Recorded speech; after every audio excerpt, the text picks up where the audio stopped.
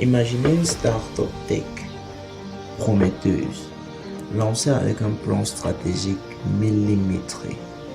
Mais 2 ans plus tard, elle licencie 30% de son équipe, incapable de s'adapter aux évolutions du marché. Ce scénario inspiré de vrais échecs entrepreneuriaux révèle un piège mortel. Des plans rigides, incapables de s'ajuster aux réalités changeantes. Comment transformer la planification stratégique en un outil dynamique pour anticiper les crises et saisir les opportunités.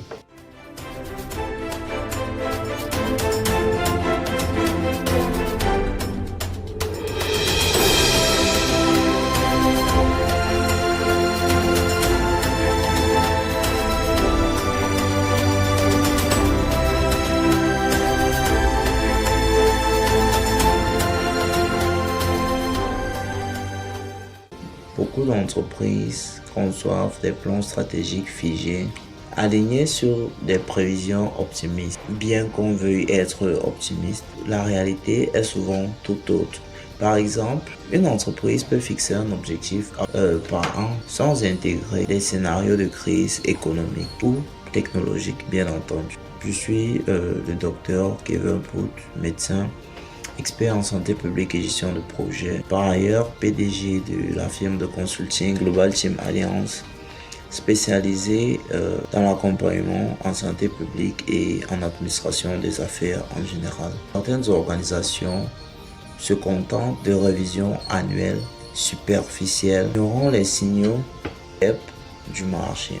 Résultat, délai explosé, budget dépassé et une perte de confiance des parties prenantes, notamment des investisseurs. Quelle est donc la solution? Pour transformer ces risques en opportunités, adoptons une méthodologie flexible et proactive. Voici 3 étapes clés avec une 3e révolutionnaire. Suivez la vidéo jusqu'à la fin. Allons-y.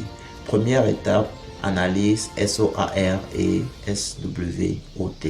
La première étape consiste à combiner l'analyse sur force, faiblesses, opportunités et menaces dont nous avons parlé dans une vidéo précédente avec l'approche SOAR, Strengths, Opportunities, Aspirations and Results. Ancrer les priorités dans la réalité et inspirer l'engagement collectif vers des résultats mesurables. Deuxième étape, plan flexible pouvant être réalisé avec des logiciels aussi, notamment MS Project qui est populaire. La deuxième étape utilise des outils tels que MS Project pour créer des plans modulables intégrant des jalons révisables. La troisième étape qui est la clé est le suivi en temps réel.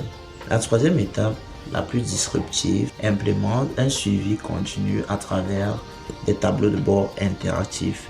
Par exemple, l'application Power BI le fait et Tableau aussi, entre autres, mais il y en a plusieurs. Cette phase souligne donc l'importance du suivi continu comme pivot entre la stratégie et l'exécution, en insistant sur la réactivité, la redevabilité et aussi l'amélioration itérative, c'est-à-dire l'apprentissage, évitant ainsi les plans figés et résultats obsolètes. Le suivi dynamique transforme la planification en un GPS stratégique, recalculant l'itinéraire à chaque changement d'environnement. Téléchargez gratuitement le document sur le plan stratégique qui est disponible dans notre groupe. Suivez le lien et abonnez-vous. Et ce document inclut les plans SOAR, SWOT et des checklists de risques. N'hésitez pas à commenter stratégie ou tout autre commentaire si vous avez besoin de précisions, si vous êtes intéressé par un autre thème par exemple. N'hésitez pas à nous contacter. Nous proposons des diagnostics des vulnérabilités de votre plan actuel bien entendu, des formations aux outils de suivi en temps réel, des ateliers de scénarisation prospective. Contactez-nous et rejoignez notre groupe. Merci d'avoir suivi cette vidéo jusqu'au bout. Partagez ce contenu. Abonnez-vous. Les 3 premiers à nous contacter recevront bien évidemment un audit gratuit de leur plan stratégique. Bonne soirée à vous. Un bon plan stratégique n'est pas une route tracée, mais une boussole pour naviguer dans la tempête.